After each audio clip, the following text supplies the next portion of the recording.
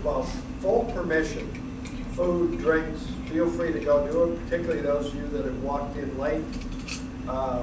If Sue goes away for more than 5 minutes, I may come try to find you, but other than that, you know where bathrooms are. Just feel free to do that. We will have several little breaks this morning, and then this afternoon we'll have one formal full break.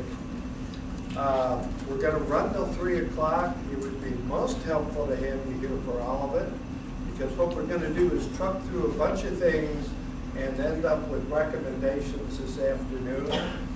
And in the recommendations piece, I think is where we can get lots of back and forth discussion about what does this mean, why am I saying it, so on.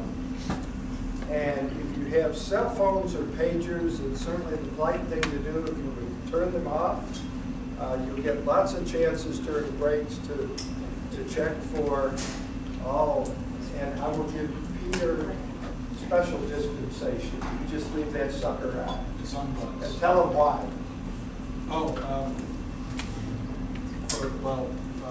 Cole is somewhere between Kuwait and Dallas.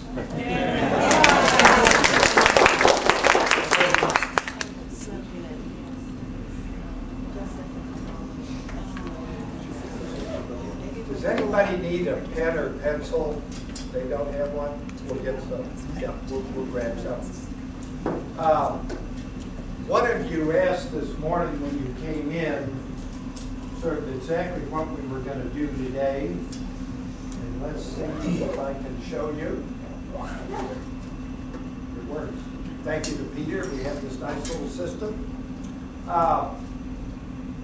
These are the things that Bev and Pat told me, you know, as we were talking about me coming here. And by the way, you have in front of you all of my slides. I have one request: stay with me in the slides. No fun looking ahead. You know, just be there, and we'll walk and do them one at a time. But these are the areas that we're going to cover. And I'm assuming people can read these or read what's in front of you. I don't have to tell you what it says. And some of them I will get into talking in some details about what it is we're going to do. Let me just reinforce, however, that early next week you're going to get a full written report from me. We've already talked with your leadership about making sure that it goes to the whole congregation, that you have a chance to sit down as a congregation in one or more ways to talk about it, and then you're going to be able to make some decisions on what you want to do as you go forward. I'm going to say just a bit about our program and tell you a story about how this program started.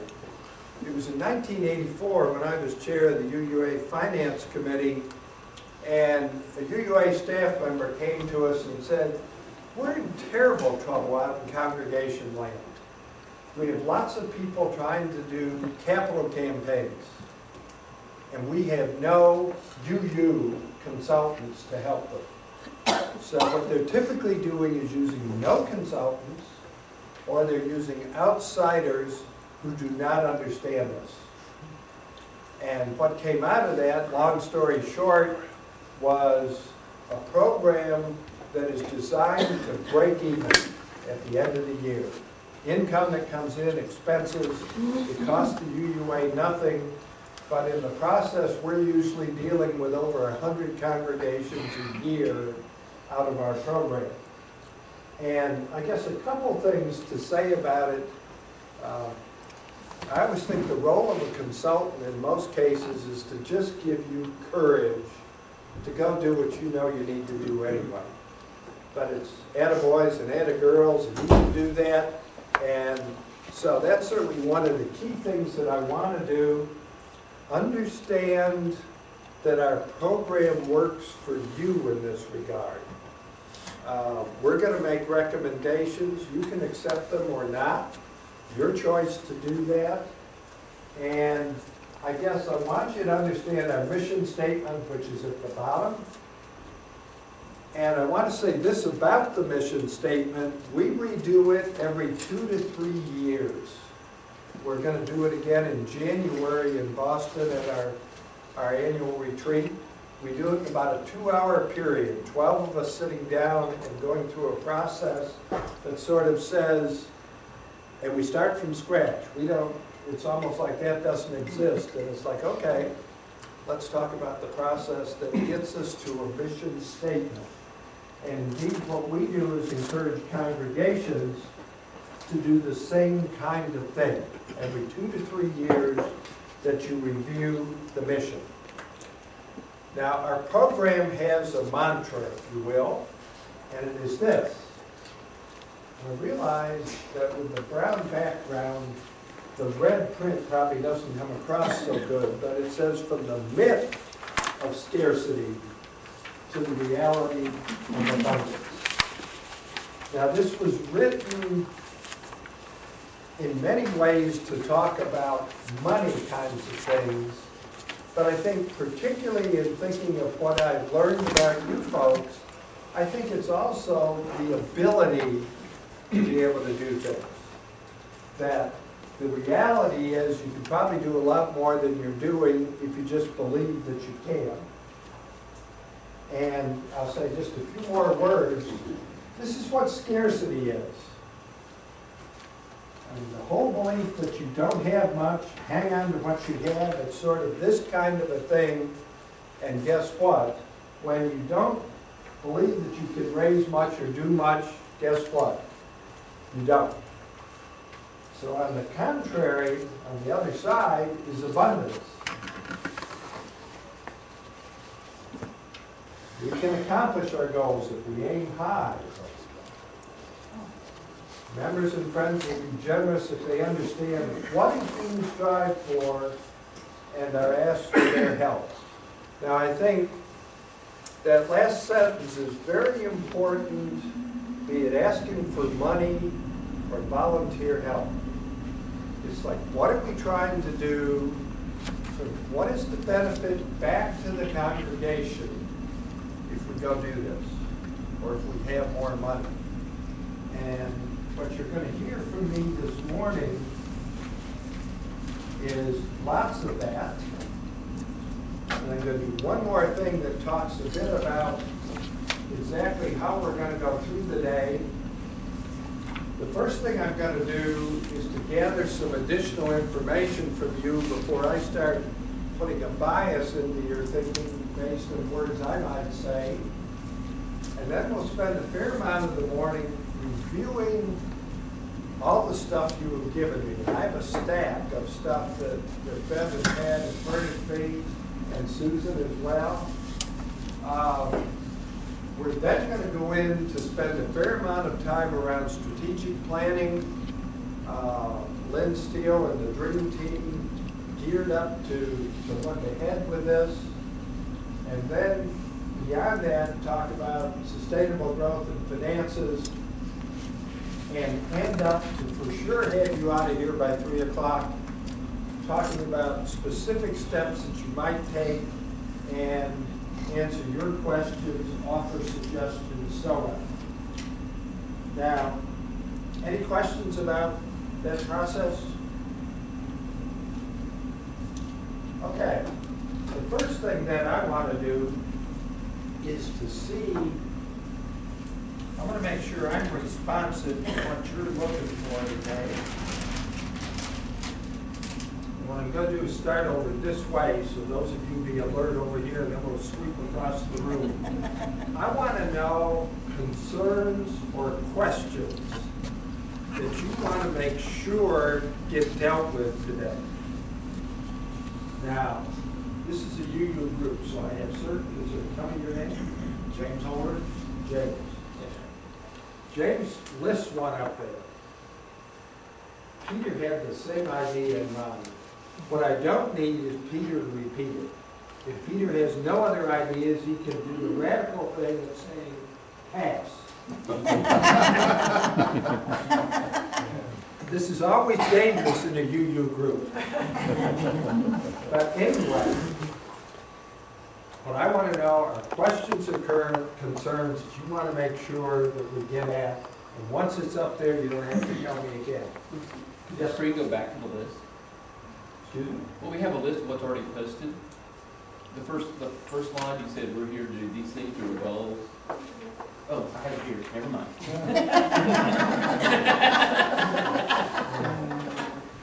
This is one of those funny things when you wear hearing implements. I heard everything you said, and it wasn't making a lot of sense to me, but then I finally got it right. Okay, anything over here, concerns or questions? RE, children's RE.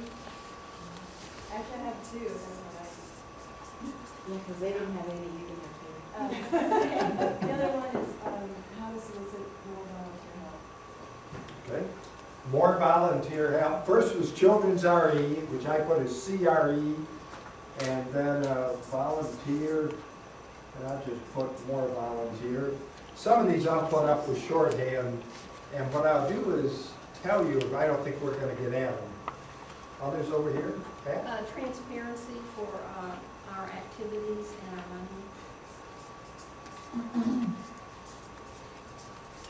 Transparency. I may be thinking at an inappropriate level of detail, but to what extent is this an external and internal marketing issue? Are we really just thinking of this as a big marketing effort? Or is there more to it? Is that a crass way to put it?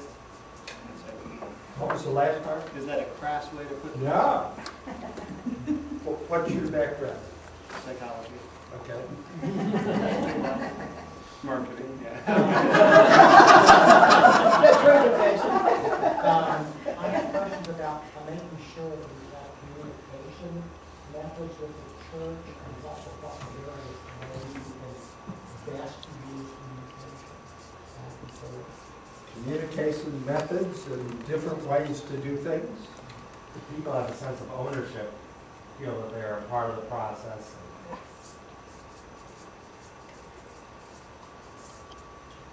So it'd be a key piece. Let's go over here. I'll come back by the way. How do we get the word out? Well, communications. Communications, especially to people who, I think of it is, nobody knows what a Unitarian is. It seems like, when I say to you, I'm a Unitarian, what's that? Okay. I'm going to change that with your permission and put marketing down. Marketing? Now, this gets a bit to the external, internal, but it will give me a chance to make sure that I emphasize that. The fortress mentality that we're alone in this sea of conservatism, we seem to take that at heart, that we're actually scared of all other being. We're in the second most conservative city in the United States. We seem to be afraid of it or something. Okay? What about something like reaching a college community? Is that something? Let me just put that down there. It's certainly on my list. While you're down there, add pastoral care. I heard pastoral care. What was the first part? While you're down there. So you wouldn't have to stand up again.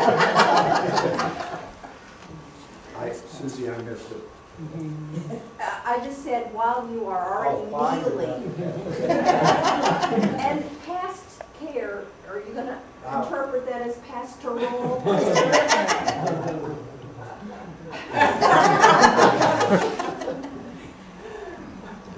Building and grounds issues, space and appearance. I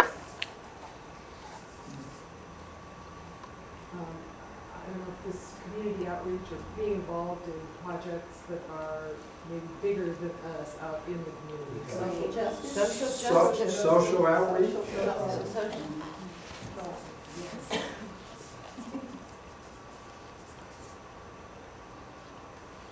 Come up to burn people out. Limited resources.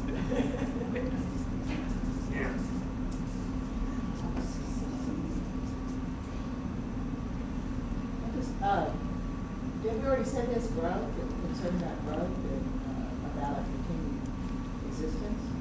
Okay. And I have another mantra that goes with it now. I'm having to do stuff by, I'll tell you later. As soon as I say that, then it influences things I'm going to ask in a few minutes. When I was recruited into this church in 1964, it was with the Unitarian club that was on the university campus. We do not now have such a club, and if you have a lot of expertise in how to start and manage such a club, that would be very interesting. Well, I'm going to put down university outreach, and then I'm just going to put the club aspect or whatever by it. We'll get to it. We come back over here, Peter. I guess one of the things I'm concerned about is I want to make sure how to phrase this, but and it goes to the ownership comment, that people feel like their voices are being heard. I'm going to tie it into that, be heard.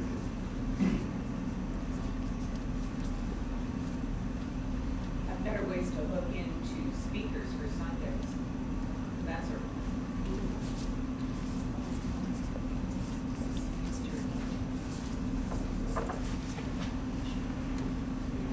I guess that's two. And you're not looking ahead, right? I'm still on back. The second slide. I'm just teasing. The second slide says today's emphasis, and I think everything that list is excellent. So I want to make everything sure that everything on that list is on that list. And then the one that's not on anything so far is I want a place for spirituality. A place for spirituality. Oh, yes. Spirituality. What does that have to do with you? I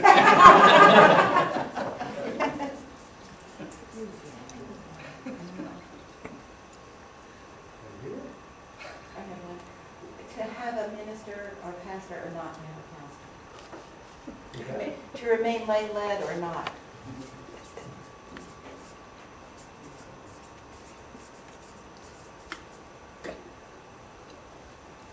I don't want to be pessimistic, but it seems like the events of these past few weeks financially suggest that we could be on the brink of something that's akin to the Great Depression, and that we ought to be aware of the possible declining financial situation that's going to face everybody. Okay? Anybody else? You said, you wrote down the down economy, but our internal financing also, you know, the Separate and apart from a down economy? well, how to identify what is the appropriate financial responsibility of the individual to the church. Got it. Oh. And I'm going to use words that you may or not know, fair share, because that will tell me what to do with that. Communicating that effectively is a sensitive issue, I think, that deserves a lot of attention. I couldn't hear that. I was saying that communicating the fair share concept effectively is an issue that deserves special attention. I've seen it done very poorly and alienate a lot of. And Jason, I will try to remember this afternoon, could be morning, to use you when we get into that. And what you need to do is tell me if my approach seems sensitive or not. Because that's certainly what we're looking for. The last thing we're going to do is to make people feel uncomfortable. But we're so stupid on the other end of it, in general, as a denomination, where we tell them nothing, and I'll tell you some stories about that. In terms of the, this is come back, in terms of the economy and resources, I feel a little like the story that my dad told, in sort of late 20s, early 30s, where, falling down a house full of kids, and the dirt would blow through the, through the screen door that had holes in it. And then the Great Depression set in. And I think that's kind of where we are. It's like, I think you have to have resources to lose before you feel them. Why don't you hold that thought till we get there? This is amazing to me. I mean, I do this at the start of every assessment workshop, and I probably do somewhere between 9 and 12 a year. I'm on a string of 3 in a row. You're number 3. And you're the first group in a long time where you're giving me, I'm going to get to all of these. And hopefully I get to them at enough depth for what you're looking for. And we'll probably do some more as well. You want me to post that? Hold on 1 minute. I'm just going to lay that down there because this will be my conscience in terms of remembering what it is I'm trying to get to. Okay? Now, give me 1 minute.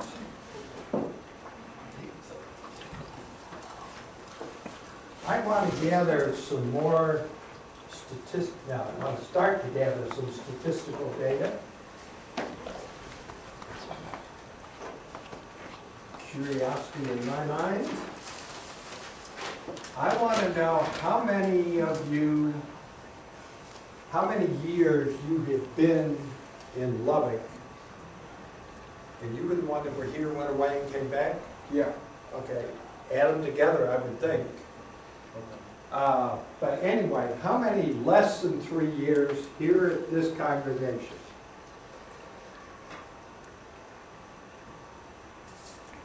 Three to 5.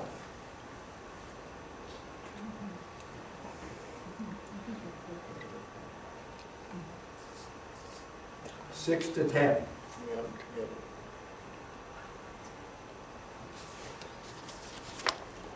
11 to 15. 16 to 20. Off and on. We'll get into your patterns later. 21 to 25. 26 or more. All right. Raise your hand. 3. Well, that is a... Raise your hand. 3. There's 3. On the last one. Oh, wait. What's that? On the last one. Walk 26 or more. Raise them again. 4. 4.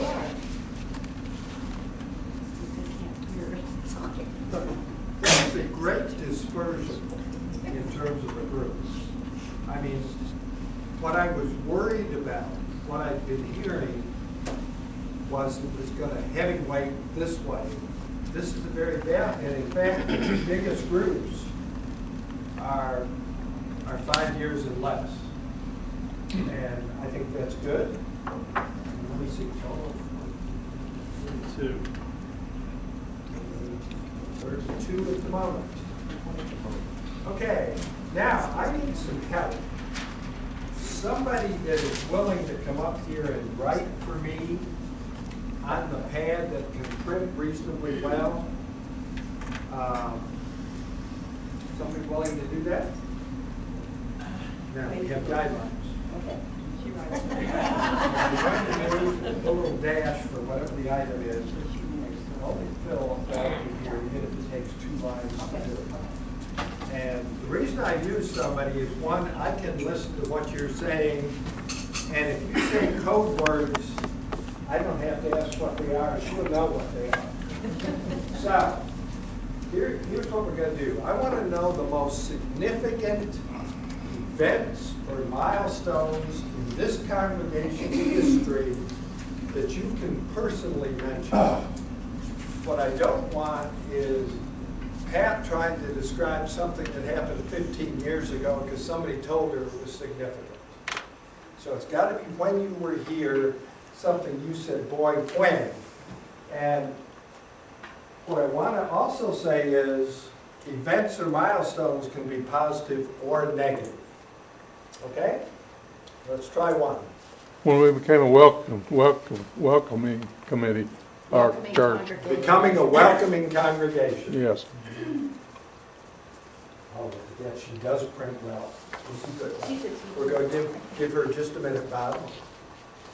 She should write a little bit, didn't she? No, because we have lots of Okay, events. now we got a Bob.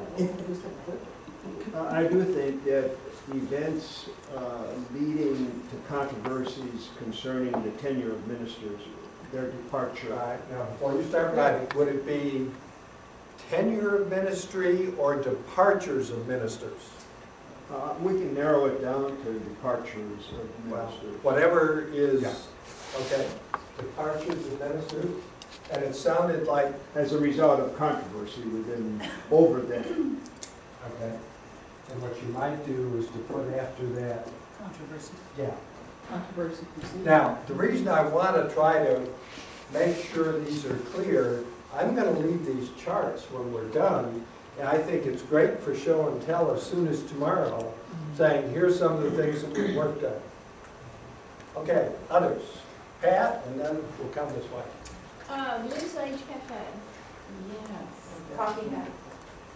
Wasn't it? Blue Sage Coffee House. What was the name? Blue Sage Coffee. Sorry.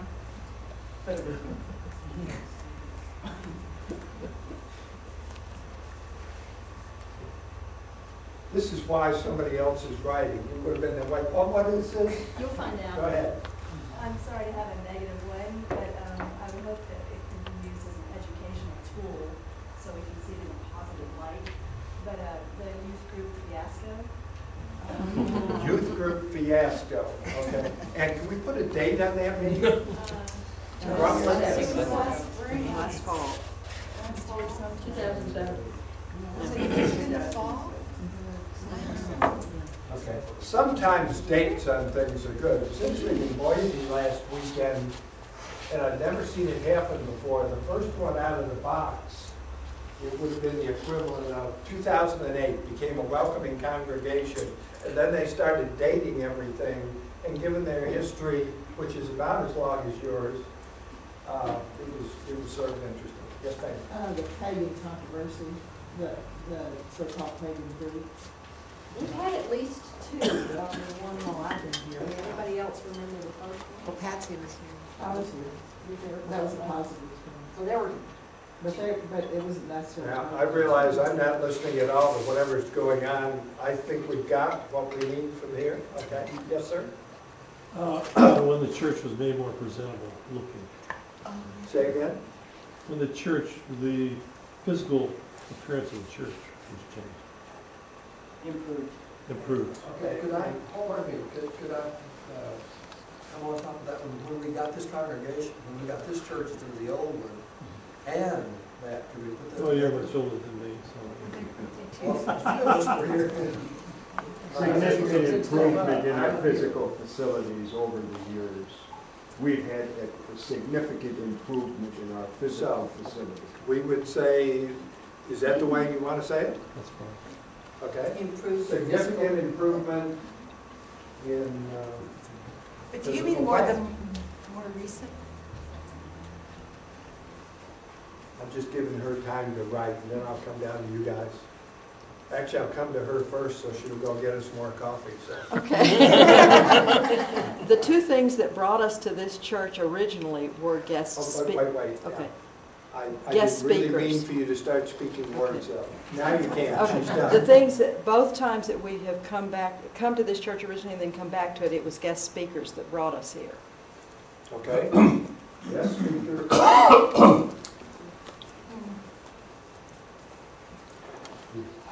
Sex ed conference? Pat, I'm going to get your help, if you will. Just, you're going to come up like you do. Where's the tape? It's on the wall. No, that's not where it's gonna go. Is this where it's gonna go back here? And start on the left side, above the little labels, but Right. below the nails. Yeah, got it. No, thank you. I was worried about that, not me. I get the coffee later. Okay, yes. What about things like outdoor, and like camping trips and hiking? Okay, the guidelines are the most significant events and milestones. And if you think that's in there, you give it to me. why don't you think about it, and we'll go to 50th anniversary. 50th anniversary. Recently was in a church where they had gone by one about 4 years, and I said, what did you do? And it was like, Our retreats and spring break, when we used to go to Virginia, and our retreat at Cedar Canyon, we're kind of missing out. Those were really good. okay, so Which is outdoors. give them to her. Retreats. Spring break, is that what it is? And, spring break, yeah. 3 trees would be good.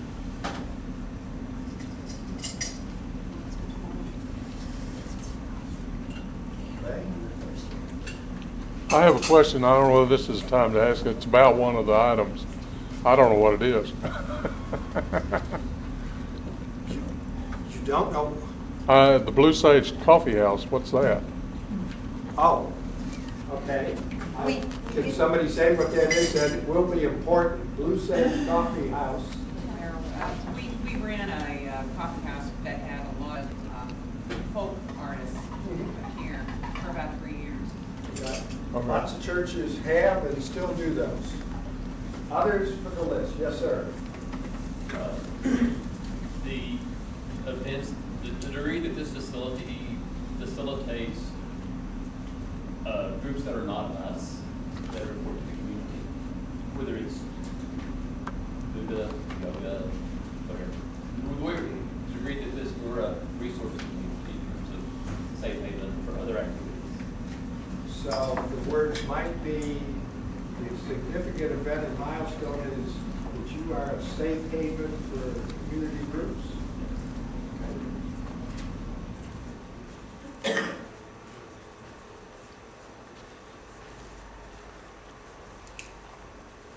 Okay, Don? Yeah, the most significant thing that I remember was in about, I don't know the exact year, 67, 68, was when the forum changed from a debating society to more of a lecture series. I just love it. That's good. Okay. I've never heard those particular words put together. They're going to be fun to play with later on.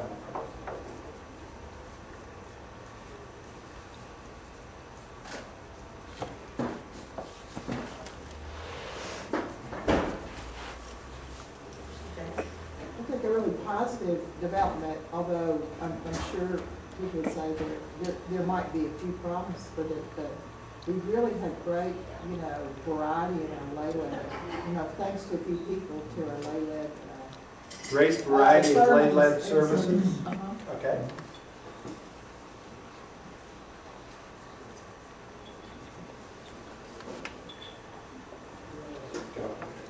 This relates to the building, but the artwork, the stained glass window and the wood, and even the quilt, I have really loved it. And I felt very guilty moving that piece, but it was so nice, and then I said, oh, that's not gonna work. They said, oh, it's on wheels, so that was good. But I agree, it was very attractive. Any other events or milestones? Yes, sir. I think the potluck has to go on there somewhere, because Okay. we eat very well here. You want me to say goodies? Well, I put potlucks. We'll come back over to her and then I think it's the generosity of people in terms of what they have left us, the sheets that we've had. We've had money, we've had the artwork that is in this church came from the money left behind to celebrate the lives of people.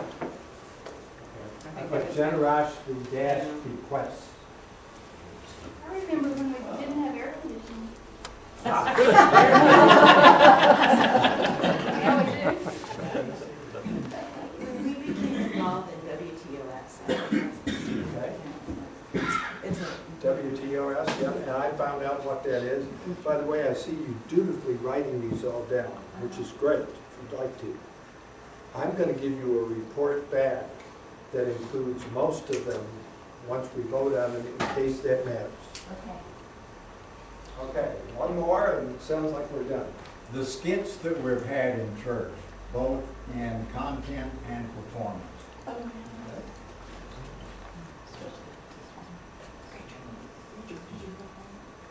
Are we done? Richard, did you have one? Did we get forums? Yeah. Jim, this is We got that? last year. Yeah. We had a wedding last year. We've had one, that's the only one we've had since I've been. Wedding. Just you. Okay, we had a wedding last year, two of our members got Okay. Got you? When Pat started intersections. Okay.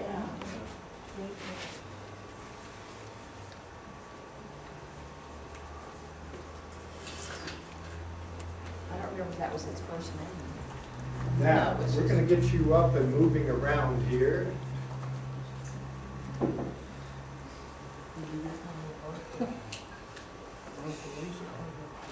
Okay, but now you get the tough job. We're going to put this up on the back wall. We got another one. One more. Got one more? They torched the lien on the building.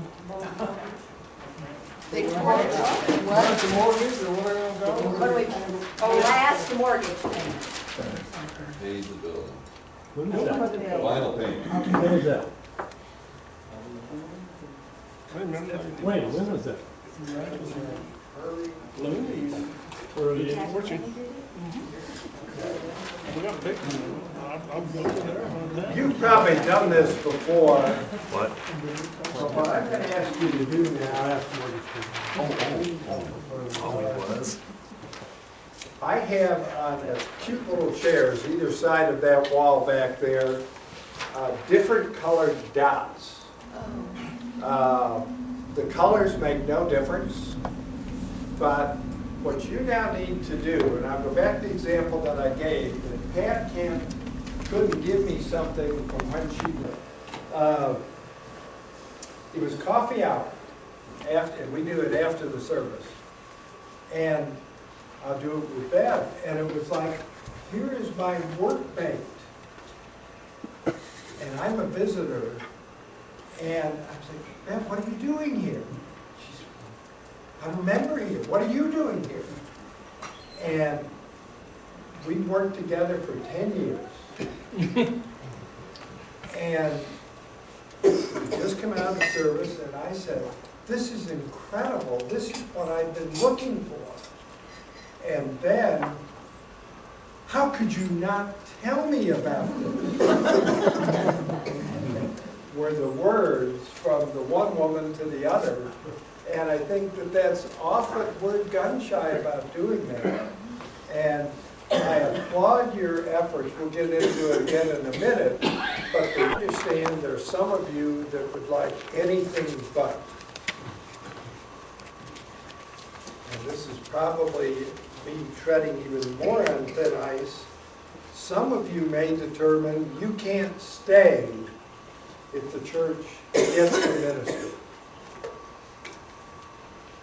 As an outsider, I would be real sorry to have that happen, but for the sake of the greater growth of the church, I think you got to move forward, because too many people would come in, and without a minister, you are not real.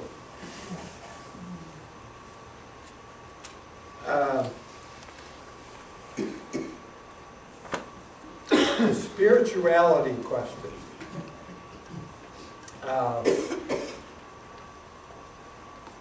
The joke that currently it's been going on for a lot of years around the country, is people were going to the Unitarian church for the Sunday morning lecture, and a worship service broke out. People, as I understand, those late 20s into their 30s, early 40s, that are there with children, are looking for more spirituality than my generation was looking for when we were doing it. So those are just miscellaneous things I want to say. I can welcome at least one new person because he's sitting right here, and thank you for coming. And if anybody else came in, I didn't say that to you. You've been a good influence on him, by the way. It's a good thing she showed up when she did. I don't know. Now, Carbondale, any questions about what you saw with the Carbondale materials? Did you get those? Okay.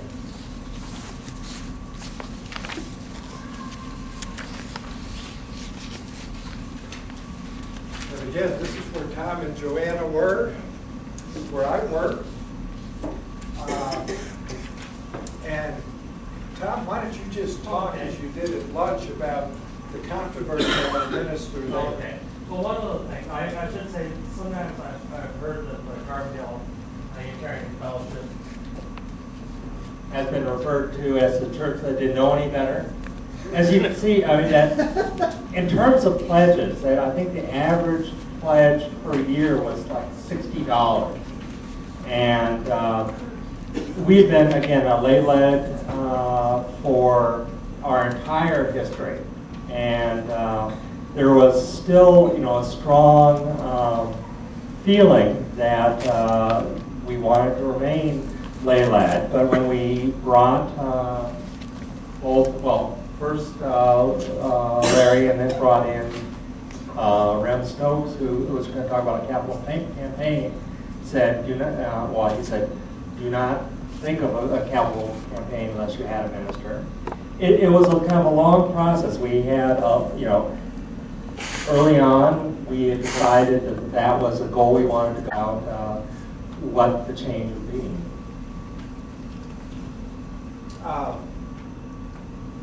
The other point that came up to me during the break was, geez, you've laid out lots of stuff. You have to think baby steps. You're going to do these 3 things. And you go, yay, he did it. And you do 3 more. I don't know whether 3 is the right number, but don't lay out all of this. I was saying to Lynn that if you guys, if the dream team put together the benchmarks and had the congregation address them, in the not too distant future, certainly before too early in 2009, that they then could work on the first year's plan. Easier to bite off, you're looking straight ahead, and that gets done, gets information to you ahead of asking for support for 09-10, and then they can go ahead and work on the rest of the plan. That could be a neat way for the board to have the input from a committee without having to try to bring the whole plan, taking reasonable steps along the way. And one of the best things that Jerry Malumbi did, who served as president twice during that period, I'd get a phone call. And it would be, can we talk for a while? And he'd just sort of ramble out about what was going on in Carbondale, and then he'd get to his questions about what to do next. Your deal with me is today. That's it. But I've already said to Bev and Pat and Lynn and Pete that certainly if you have questions about anything, get in touch with me. You're not going to get billed for it. It's like, well, Larry, you said something, or could you give me something else, or could you react to this? I'm happy to do those kinds of things. This is part of the deal of us being, part of you at some level. Involved you use ourselves, all 11 of us that do this. So don't hesitate on such things. What I'm going to do now is to march forward and talk about where do you go from here? Sustainable growth and finances. I was I thought we had multiple hands up there, but it was just you stretching. Right.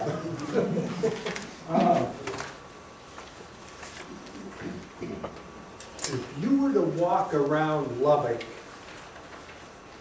sort of on the street interviews, and ask somebody if there was a Unitarian Universalist church in town, Universalist church, blah, blah, blah, and it's just like, we're just one of the regular folks in town in the religious community.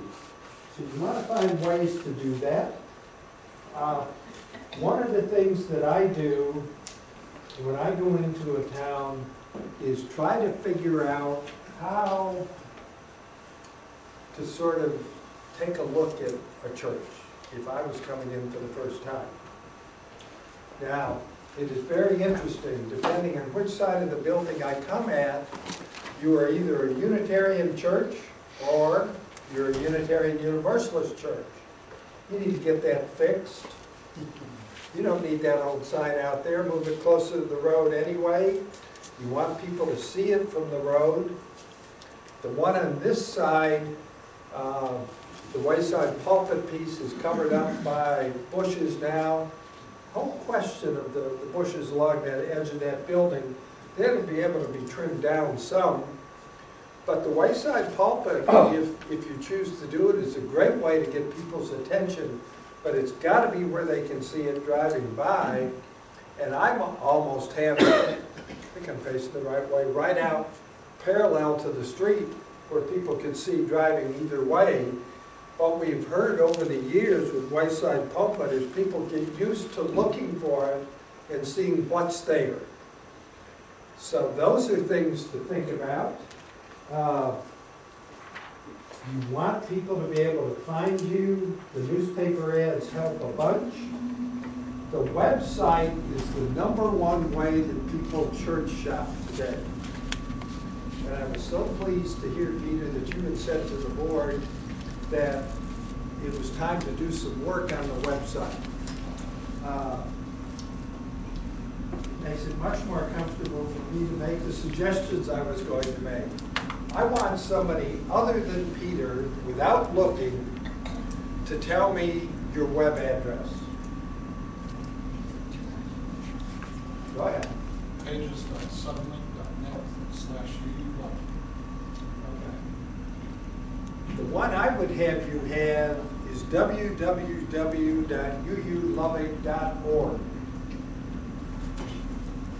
People can remember that. Then it would be president@uulubbock.org. Dream Team Chair at whatever it might be. And you do it. Don't do it by names.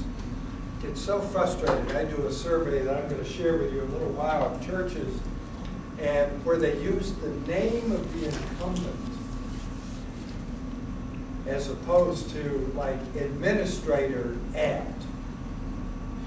But those addresses you have with the Sudden Link business, I don't think those are very memorable. And you want something that people can sort of look at and say, okay, I got it, and it's done. Increasingly, now I understand this is being emailed to people, but it's not on the website.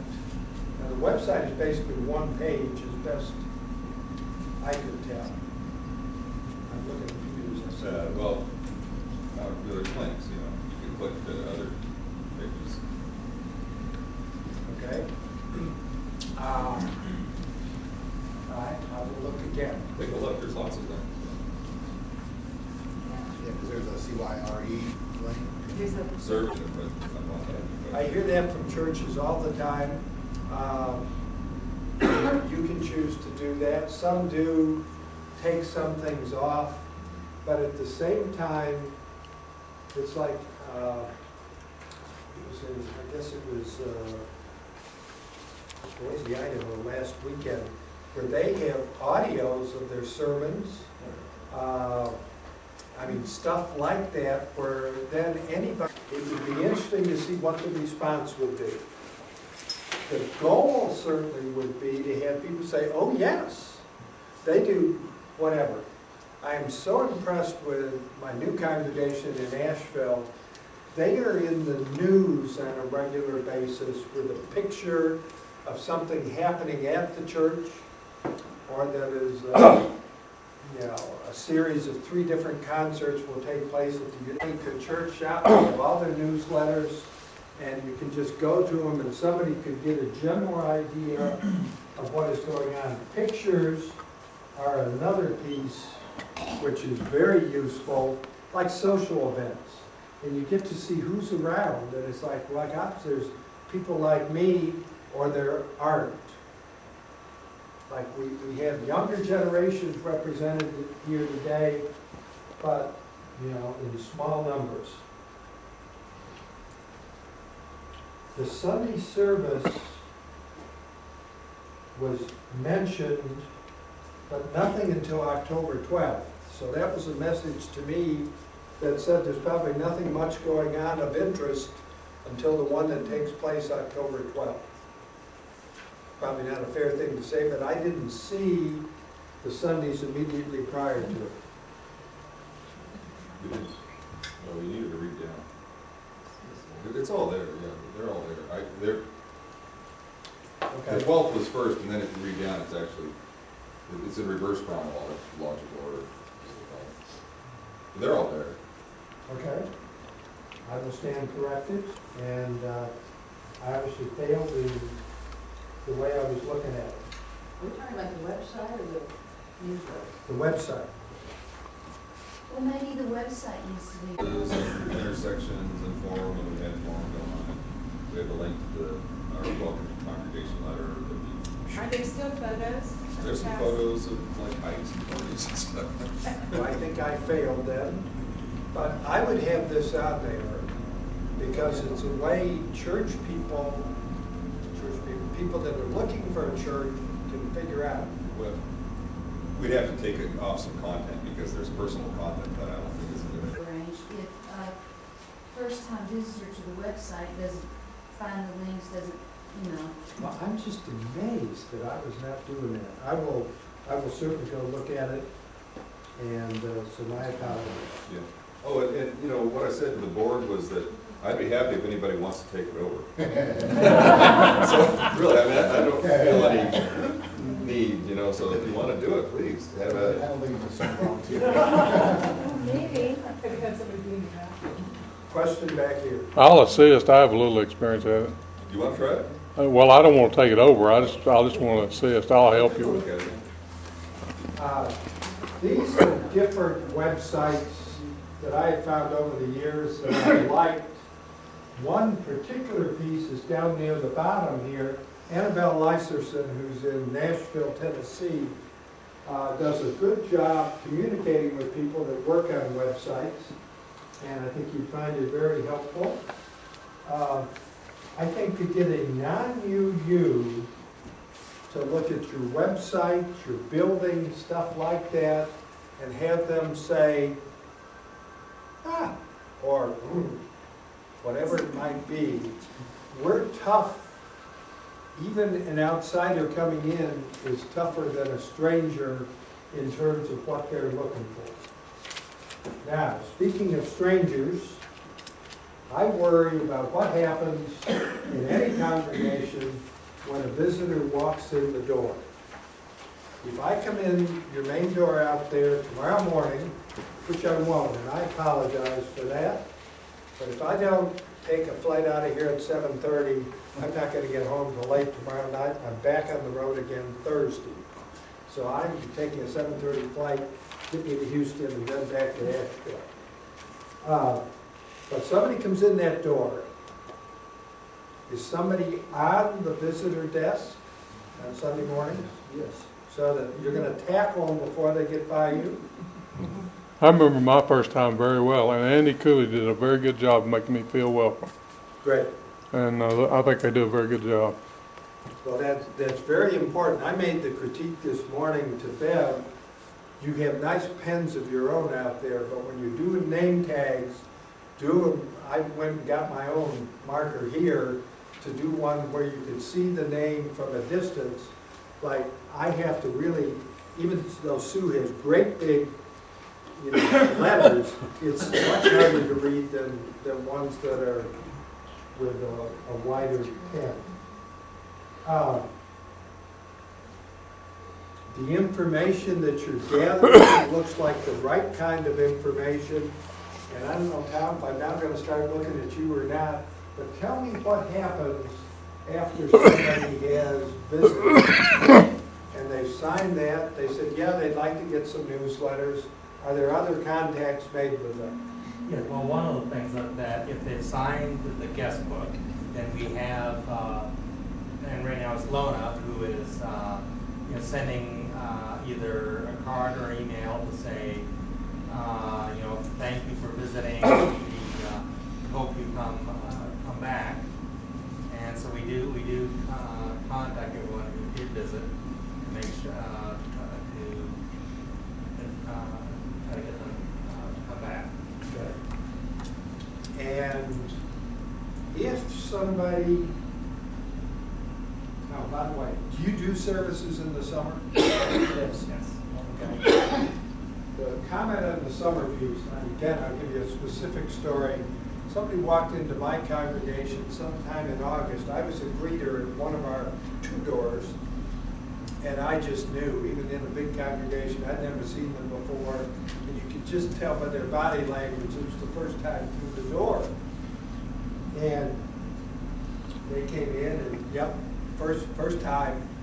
And I said, and you just moved? Yep. And where you live? And they told me it was about 45 minutes north of us. And I said, gee, are you aware that there's another Unitarian Universalist congregation probably 10 minutes from your house? And they said, yeah, we went there first. The number of visitors annually.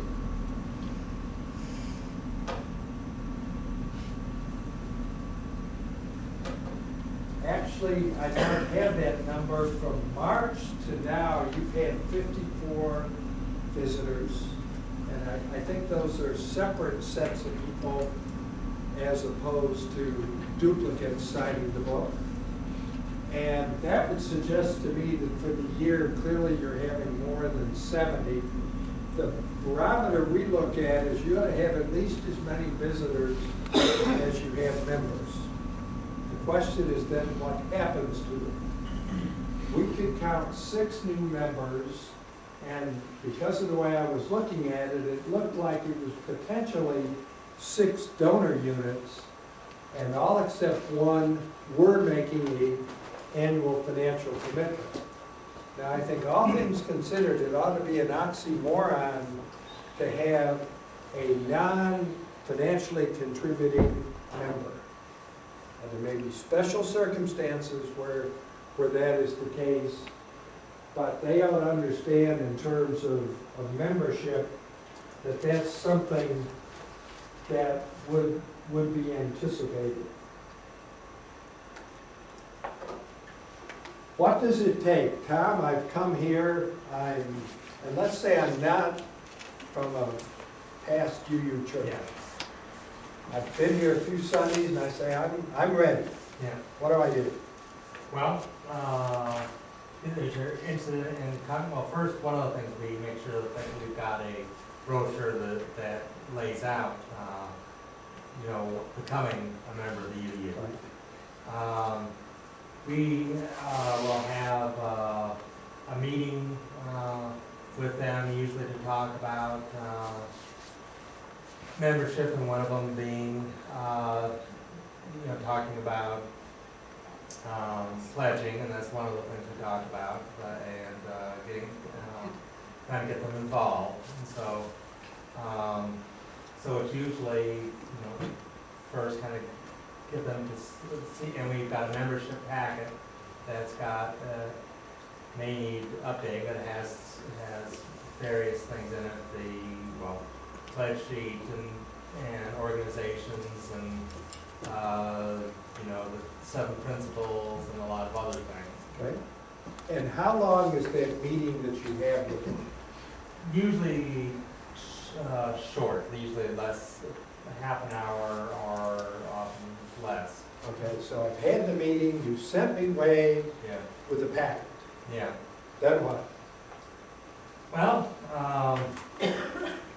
assuming they, as I said, the assumption is that they're still interested, that we try to set up, a Sunday that we have, new member, every third Sunday of the month is designated as new member ceremony, and so we try to, at this point, see if they are, contact them, let them know, are you willing to become a member? And if so, can you make it at this new member date? Let me stop you. Thank you. Okay. You told me what I want. I left with you, this is an example, Tom, what I said last night, where Bev has all sorts of handouts and stuff. Nobody asked me for anything. I just signed a card that said I was, in sympathy with the principles and purposes or whatever, and signed it, and I was a member. And then we're surprised when we don't have people being generous or understanding expectations of membership. So I think what you try, including the membership process from my Atlanta church, I think increasingly I'm finding churches spending between 4 and 8 hours with getting people prepped to become members of the congregation. Don't be afraid to make them jump through some hoops. The first 3 churches I joined, all I needed to do was find who had the book. It was attract them and hook them, but then you've got to integrate them into this congregation. It does no good if they keep feeling like they're strangers. And last week in Boise, right at this stage, hand went up in the air, and this woman says, I joined the church earlier this year, and she said, I almost didn't do it. I would come, nobody would talk to me. And I'll often say, how you find visitors, do you know where they are? They're reading the walls. Oh, isn't this nice? They're looking at that. They're looking at the pictures that normally hang there and figure out what's going on because nobody's talking to them. You've got to figure out how to reach out and get to them. Now, people that have been around this congregation for a while. I worked in Montgomery, Alabama 5 or 6 years ago, and had a strange experience because they indicated to me that 25% of their donors were friends and not members. Huge number. You wouldn't expect it to be that big. So it was a group about this size, and I said, any of you friends? And 2 or 3 hands went up, and it was somebody sitting right in front of me like Peter, and it was a woman in her late 70s, even could have been early 80s, and I said, could you tell me why? I said, first of all, how long have you been a part of the congregation? 13 years. And I said, if I'm not embarrassing you, could you say why you haven't chosen to become a member? And then it was like she took this knife and slipped it between my ribs as she said, nobody has ever asked me to join. Because sometimes people want, Bev, you're the kind of person we need around here. You might be a future president. I don't mind asking people. Let me say that Bev doesn't mind asking. What was that? I said, let me say that Bev does not mind asking. Okay, this is good. But anyway, what I like that you're doing joining ceremonies. God, too many churches aren't making this a public thing. If you aren't having a little paragraph that you say about who the people are, a little bit about their history, it's a great thing. It was, I mean, you heard, oh, so-and-so went to someplace to school. Gosh, I went there too. And instantly you have some things to talk about. Now, my recommendation is right here in terms of expectations of membership. One, be here. Don't just sign the book to sign the book. Be here, volunteer your time, and we expect an annual financial commitment. Now, next time you play with your bylaws, I would get rid of that minimum donation in there. Because what it does is to say, you have to give at least this much. And this is back to the whole business of scarcity versus abundance. And it's like, we expect $103 or whatever. And it's like, okay, well, here's $103. We don't want that. We want them to think more generously than that. This, by the way, is on the sheet that I've given you, Tom. This would be how you get to that information. Can I say something? I think Tom's been a little shy this day for some reason. There are a couple of other things we're doing. One is that we have a sheet on each new potential member that tells us what their interests are and everything. And that's was in the newsletter. It's in the newsletter and it gets shared with people around the church. And I think that's a good idea. And the other thing is they're planning a new member party. Great. To start that here in the near future. So it's another good thing. Well, that's wonderful. And the new member party, this again is how the mega churches do it. As I said, this is the group. And they get to know each other real well, so they already feel comfortable in this whole group. Covenant groups and congregations do the same kinds of things. My wife and I, Bill, by the way, back to the friends business. I said I would explain it later. Registered friend in Asheville. You have the normal name tag that says Larry Wheeler, member 2008 is the way they do it. But a registered friend is somebody that says, I don't think I want to join, but I will make a financial commitment. And so they make a formal financial commitment just like the member, and they get a name tag that says, so-and-so, registered friend. I've not known of any other church using that term, but often people are saying, well, I'm willing to support the place, I just don't know if I'm ready yet. And so, get them involved. And certainly if you're collecting the interest that people have, somebody better take them up on those interests. That's the problem. You know, really interested in singing, and you have a choir, and nobody says, come join the choir, come be a part of it. And if they're shy,